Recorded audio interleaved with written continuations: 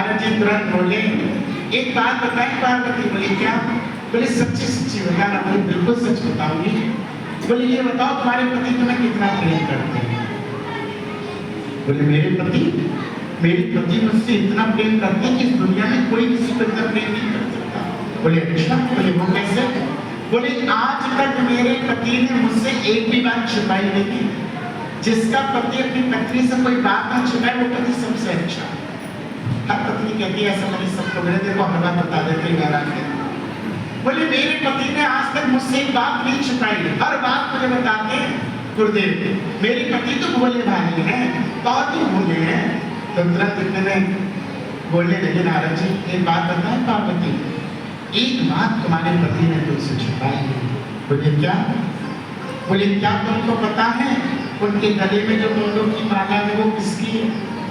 तो तुरंत कहने लगे पार्वती जी कहती गुरुदेव देखिए ऐसा है, मैंने अपने पति से कभी पूछा नहीं, उन्होंने मुझे बताया नहीं और मैं जानना भी नहीं चाहती किसकी। अरे तुम कैसी पत्नी हो, तुम्हारे पति के गले में मुंडों की माला और तुम्हें नहीं पता वो किसकी शीश है? तुम्हें पता होना चाहिए। पार्वती का दिमाग चमक गया, मेरे से छुपाया, मुझसे छुपाने लगे ये बात करते हैं। बोले तुम्हें पूछना चाहिए था। बोले छोड़ो ना, आप भी किसी बात करते हैं। बोले नहीं नहीं नहीं, अगर तुमसे प्रेम करते हैं तो तुम्हें बताते ना, तुम्हें क्यों नहीं बताया? अब पार्वती का दिमाग ठनक गया। और एक बात बताते हैं, ध्यान से सुन लेना। तीन चीजें ऐसी हैं जो किसी के बोलने से बचती हैं। जैसे एक बांसुरी में जब फूंक मारो तभी बोलेगी, एक संग तभी बोल लेना। और तीसरी औरतों के कान, जब कोई फूंकता है जीवन की सत्यता है, कोई कान फूंक दिए नहीं और घर में आग लग गया। जीवन की सत्यता है। क्यों राम जी सहमत है? राम जी कहते बिल्कुल सहमत। तो ये तो सत्यता है। तो अब पार्वती के कान कितने फूंक दिए नारद जी ने? अब पार्वती के कान जैसे फूके साथ पार्वती को। इतने में पार्वती गुस्से में बैठ गई तंत्रा के और नारद जी बोले पार्वती हम चले? तो बोले हाँ गुरुदेव आप जाइए। जैसे नारद जी जाने लगे तो महादेव के नेत्र खुल गए। महादेव ने कहा नारद हाँ कैसे आए? बोले बस निकल रहा था, सोचा मिलता चलो अपने शिष्य पार्वती से कुछ खाएंगे पिएंगे, कुछ खा पी लीजिए, खीर भी कुछ खाइए। बोले ना ना ना ना बस अब हम जा रहे हैं। बोले किस काम से आए थे? बोले जो काम से आए थे वो हो गया, अब हम जा रहे हैं। बोले जिस काम से आए थे वो तो हो गया, अब हम जा रहे हैं। बोले क्या क्या? बोले नहीं अब हम जा रहे हैं बस। इतना बोल के साथ वो तो चले गए नारद जी। इधर पार्वती कैसे बैठी है देखो।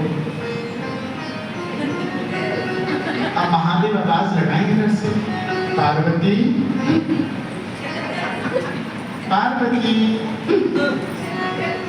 बोली क्या हो गया? अभी तो बड़ी अच्छी खासी थी और अब इसको क्या हो गया?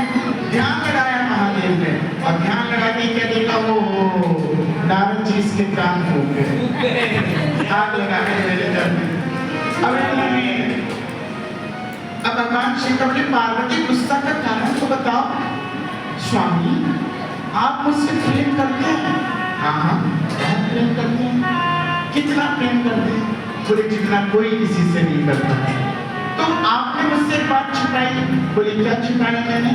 बोले आपके गले में जो मुंडों की माला है ये किसकी है? अरे पार्वती इतनी सी बात पर क्यों गई हो? तुमने कभी पूछा नहीं, हमने कभी बताया नहीं, अब पूछ रहे तो बता देते हैं। बोले जल्दी बताओ। तो कहने लगी पार्वती भगवान शंकर बोले पार्वती ये जितने भी शीश हैं ना मेरे गले में ये सब तुम्हारे हैं, मेरी है? बोले हाँ। बोले वो कैसे? बोले जब जब तुमने अपना शरीर त्यागा है तब तक तुम्हारे उस शीश को मैंने तुम्हारे प्रेम में, तुम्हारी याद में, तुम्हारे प्रेम में अपने गले में धारण कर दिया है, अपने गले में धारण कर दिया। मैं इतना प्रेम करता हूँ। अब पार्वती का मुंह देखो, क्या कह रहे हो तुम? मतलब मैं मरत रही और तुम अमर बने रहे? बाप रे, मतलब मैं तो बार बार मरती रही, तुम अमर बने रहे। हे भगवान तुम तो ना ये जो भोले के भक्त बैठे हैं, तुम्हें भोले भोले कहते हैं। तुमने इतनी बात कह के मेरे सीने में ना ये भाला है ना भाला, तुम्हारी बात भाले जैसी चुभ रही है। आज से तुम भोले नहीं तो भाले हो, भाले। बोले क्या कह रही हो तुम? बोले अपनी बात में मरते रही, तुम जीवित रहे, तुम अमर बन गए, अमरनाथ हो।